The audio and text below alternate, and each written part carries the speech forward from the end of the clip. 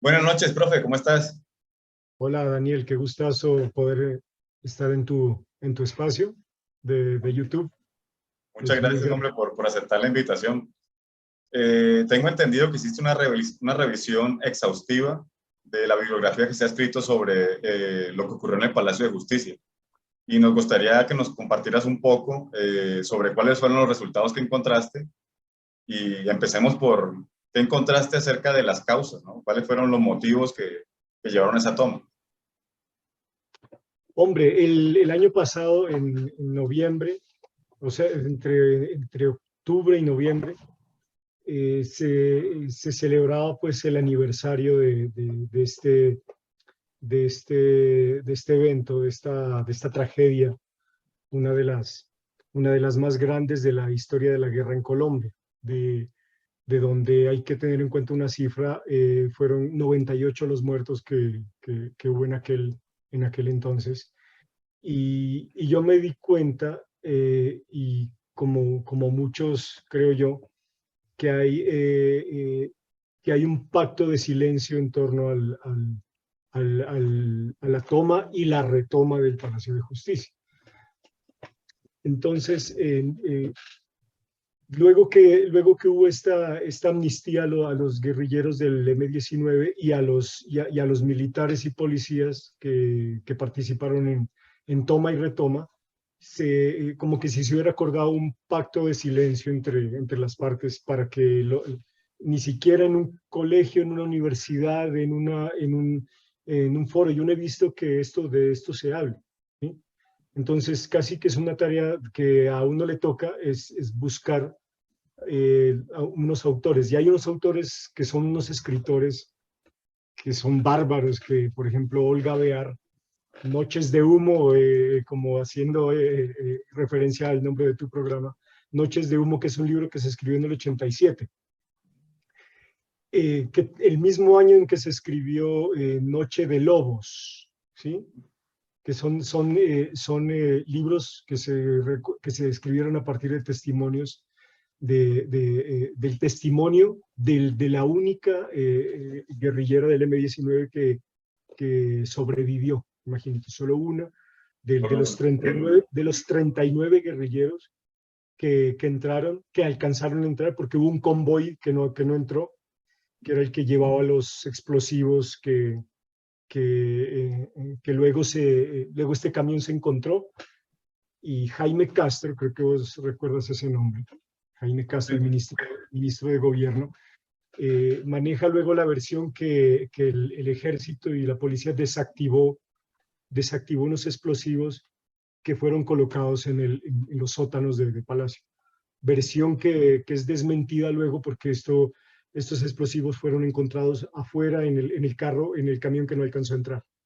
Sí, creo que Mauricio hacía referencia a eso, ¿no? Creo que el papá de Mauricio iba en ese camión con los explosivos. Creo que él hizo referencia a ese hecho. Del invitado que tuviste, El ¿verdad? invitado que tuve, sí.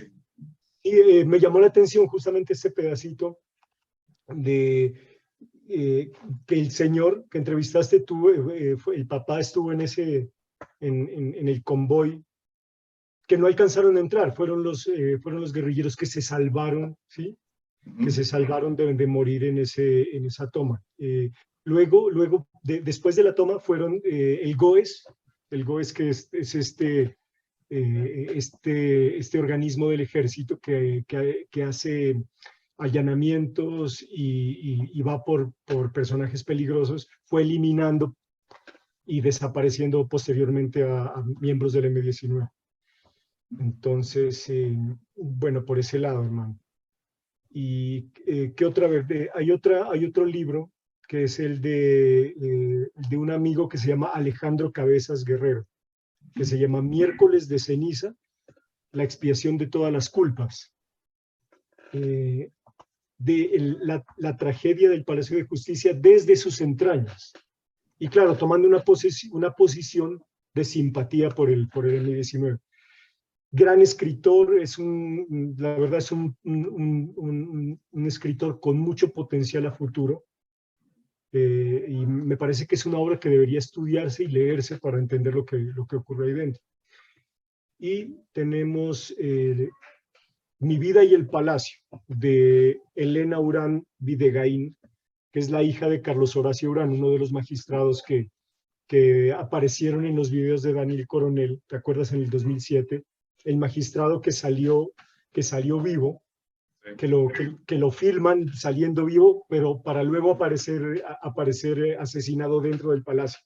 Lo volvieron a meter al palacio y lo ejecutaron extrajudicialmente. La hija de él escribió un libro, se llama Mi vida y el palacio, donde con un talento narrativo a vos te hace vivir y te hace sentir el escalofrío de lo que se vivía en Bogotá, en plena Plaza de Bolívar, en 6 y 7 de noviembre de 1985. Básicamente fueron esos textos, también algunos artículos y adicionalmente lo complementé con diarios de militancia de Alejandro Cabezas, donde se relata la masacre de La Leche. No sé si alguna vez oíste hablar de ello. No. Esto fue a finales de octubre del 85, el mes anterior a la toma, en que el M-19 era conocido por secuestrar camiones lecheros. Entonces en Ciudad Bolívar los secuestraban, llamaban a todo el mundo y repartían toda esta leche a la gente que vivía en estos sectores pobres, sectores pues vulnerables.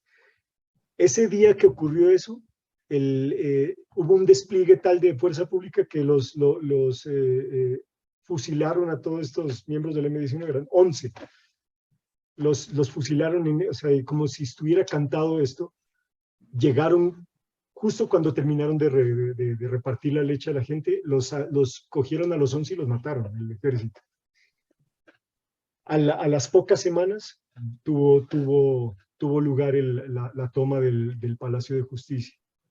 Entonces esto viene como de una serie hay que tener en cuenta qué fue lo que pasó atrás. Por ejemplo, Laura Restrepo, la escritora colombiana, ella tiene ese libro que a mí me gustaría leerlo, por ahí vi unas referencias, pero donde ella cuenta cómo el gobierno sucesivamente fue traicionando la voluntad de paz del M-19, que ellos pedían que haya un acuerdo de paz con el gobierno y el gobierno nunca le interesó realmente. Entonces, la teoría es que el Palacio de Justicia es como el epítome de toda esa serie de desacuerdos y desencuentros donde se acaba todo. Entonces, Elena Urán en una de sus páginas dice que, vos te acordás en los 80, 90, que fue muy famoso el diseño de la Paloma de la Paz, que las pegaban en las ventanas, en los carros, la dibujaban, la pintaban en el piso.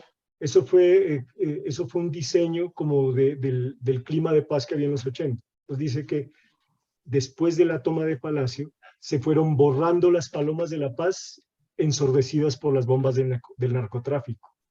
¿Sí? Tenaz, ¿no? Tenaz.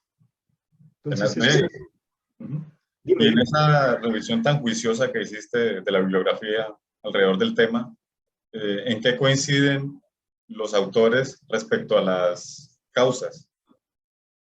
Ellos que dicen, ¿por qué se tomaron el palacio? ¿Qué querían hacer ellos? Mira que hay una coincidencia en todo, hay algo en lo que se ponen de acuerdo, y es que el error más grande que tuvo en su historial de militancia del M-19 fue ese, fue haberse tomado el Palacio de Justicia. ¿Por qué? Porque ellos no dimensionaron un hecho que nos demostró a la postre que esa operación llamada Operación Antonio Nariño por los Derechos del Hombre, se llamaba el nombre con el que asumieron esa toma del Palacio de Justicia, fue infiltrada por el ejército. Entonces se habla de la teoría de la ratonera. No sé si hayas oído hablar de esto. Por ejemplo, vos tenés tu casa la tenés infestada de ratones. Entonces dicen que hay una estrategia para acabar con todos los ratones, y es ubicar un punto en tu casa donde quieras que se reúnan todos, y vas a poner toda la comida, el queso, todo lo que le gusta a estos ratones, y cuando estén todos juntos, vos los quemas a todos. Entonces, 10 días antes de la toma, la vigilancia del palacio la retiraron, ¿sí? El ejército ordenó retirarla. O sea, ellos estaban como si los estuvieran esperando allí, de modo que cuando ellos entran allí, casi que el ejército y la policía se frotan las manos como moscos, y que ya los tenemos. ¿Sí? Entonces no les importó acabar casi con media Corte Suprema de Justicia que estaba allí, incluyendo los 11 desaparecidos de visitantes ocasionales y el personal de la cafetería del palacio. Entonces, todavía hay mucho, o sea, hay mucho silencio todavía, porque está la toma y la retoma del Palacio de Justicia, que es donde la policía y el ejército incendiaron el palacio. Fue algo, yo te digo una cosa, fue una obra de las tinieblas, ¿no? ¿Sí? Dentro de ese pacto de silencio hay un enunciado que se maneja, y es que el M-19 le hizo un favor a Pablo Escobar, ¿no? Para quemar los archivos de la extradición que se encontraban allí. Pero Yesid Reyes, el que fue ministro de Justicia de Santos y que es víctima de esta tragedia, el papá de él, Alfonso Reyes Echandía, fue el presidente de la Corte Suprema, fue una de las víctimas fue el que estuvo hablando en los micrófonos, el que alcanzó a hablar algo y que le pedía al presidente y a todas las fuerzas vivas que haya una mediación, que no sigan disparando, porque si siguen disparando todos vamos a morir aquí. Entonces Yesid es de los que, el hijo de Reyes, Rafael Reyes Echandía, es el que sostiene que es una profunda ingenuidad del gobierno creer que el M-19 le hizo un favor a Pablo Escobar, porque todos estos archivos de la extradición estaban regados por todo lado. Estaban en la fiscalía, estaban en la SIJIN, en todo lado estaban. Pero no fue por eso. Fue por... Lo único que reposaba allí, en el Palacio de Justicia, eran los procesos contra el papá de Uribe por Tranquilandia y los denuncias contra miembros de la fuerza pública por torturas, desaparición y abuso de la fuerza. Entonces, ellos no iban a quemar el palacio, ¿no? Ellos iban a hacer supuestamente un juicio político al presidente de aquel entonces.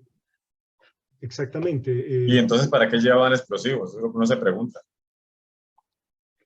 ¿Para qué llevaban explosivos? Mira que hay un hecho previo a esto, que fue la toma de la embajada de República Dominicana. Eso fue en el 81. El que lideró esa toma fue el famoso Rosenberg Pavón, que luego Uribe lo llamó a trabajar para él. ¿Usted no se acuerda de eso?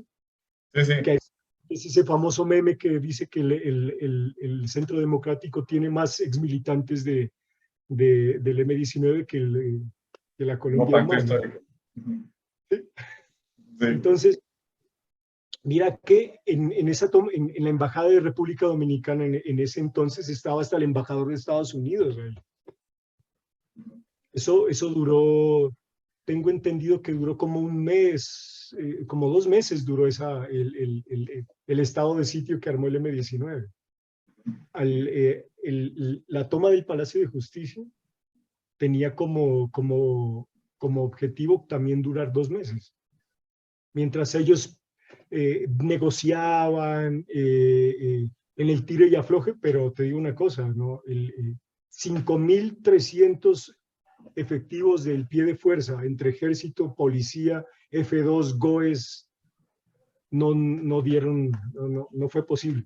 Duró 28 horas nomás eso. Imagínate. Eso empezó a las 11 de la mañana del 6 de noviembre y terminó a las 2 de la tarde del día siguiente, ¿sí? Y luego, luego el tema, mira, la corrupción siempre ha estado presente, que la reconstrucción del Palacio de Justicia, porque eso tuvieron que demolerlo, eso dice que le costó al Estado colombiano, eso fue un robo, fue un elefante blanco esa vaina. Imagínate. Tragedia por todos lados. Bueno, Por todo. injusticias por todos lados, porque no podríamos llamarlo tragedia, porque una tragedia es algo que no depende del ser humano, como una avalancha o algo así. Pero una injusticia, sí, hay alguien detrás de eso, un responsable detrás de eso. Un genocidio se cometió ese día, ¿sí? Perpetrado por ¿Y, las... y cuáles crees que pueden ser las consecuencias más, digamos, más notorias de ese hecho? Tanto para el M-19 como para el país, ¿no? Fue se precipitó el acuerdo de paz a raíz de esto. Es decir, al 87, el año 90, al 90, en el 90 se firmó el acuerdo de paz entre el gobierno y el M-19. Se firmó rápido, o sea, es decir, como decir, bueno, ustedes guarden silencio ustedes, que nosotros también vamos a guardar. A ustedes no les hacemos nada, pero ustedes no digan qué fue lo que pasó aquí. Entonces, esa es una de los aspectos que más cuestiona esta escritora Elena Urán en su libro, y es decir que por ese lado no se hizo justicia, porque ese proceso de paz sirvió más que todo como para callar lo que realmente pasó ahí. ¿Sí? Y hay, por ejemplo, ese tema de Jaime Castro, el que fue el ministro de gobierno, a mí me parece que ese señor fue lo más, ese señor fue un ser de las tinieblas en ese episodio, porque él fue el que casi que le obligó o disuadió al presidente para que no negociara, sino que dejara todo en manos de los militares, imagínate. Dijo, no, no, no, esto es un golpe de Estado, esto lo que quiere el M-19 es tomarse el poder. Por eso es que cuando le preguntan a Plazas Vega qué era que estaba haciendo, y dice, uy, defendiendo la democracia, maestro. No, es que la izquierda internacional se quería tomar el poder. ¿Sí? O Es sea, parecido con la actualidad, es pura coincidencia.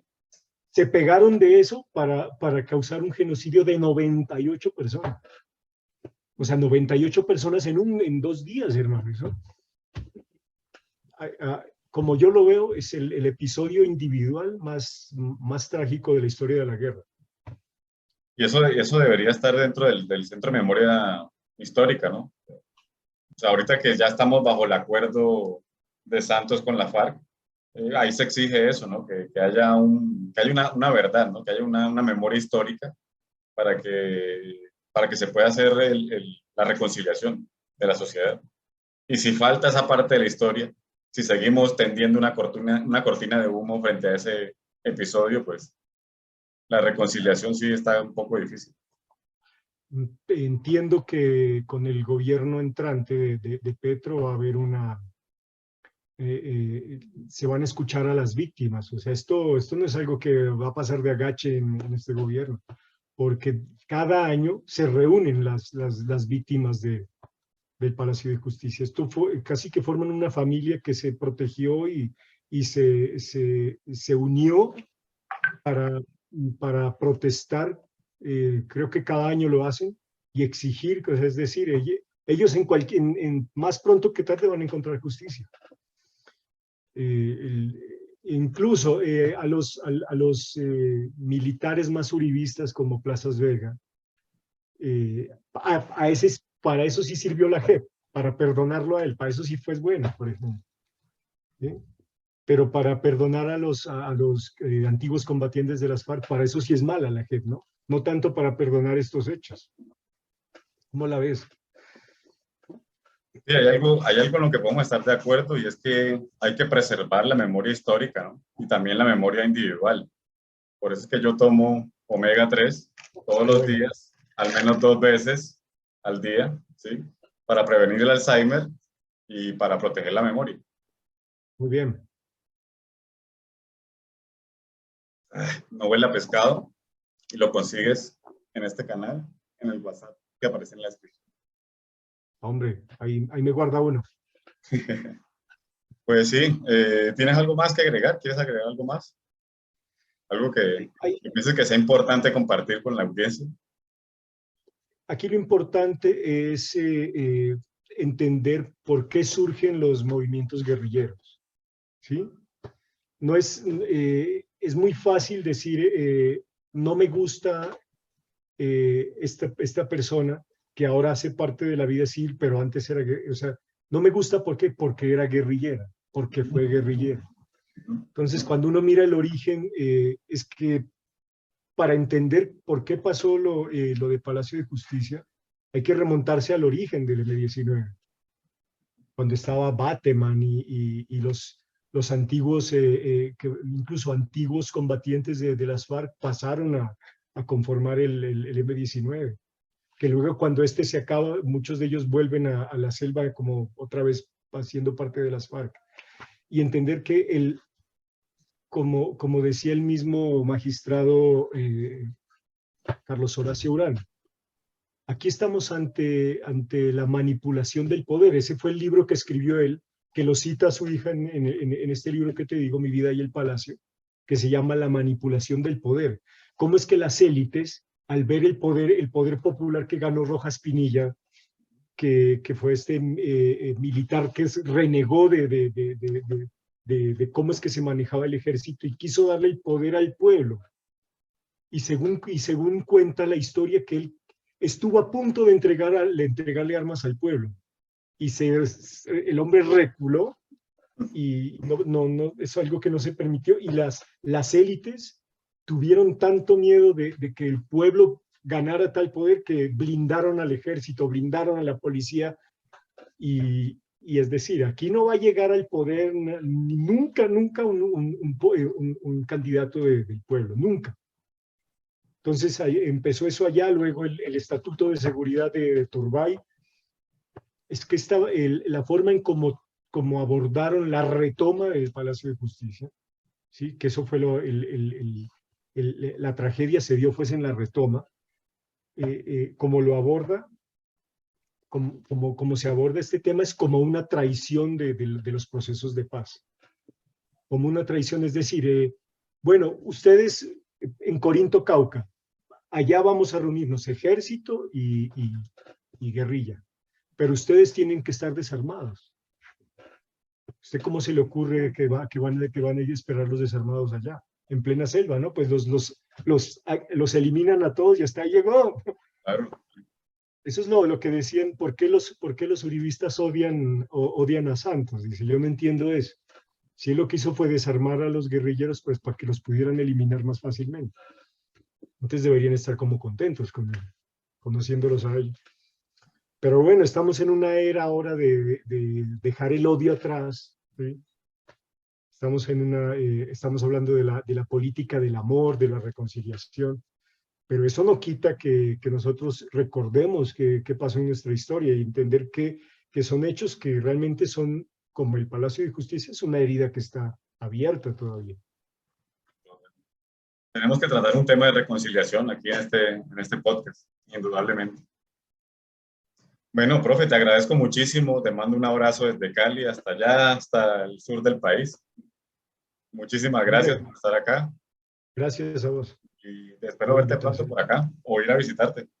Bueno, acá estamos, están las puertas abiertas, mi hermano. Un gustazo, listo. Un abrazo.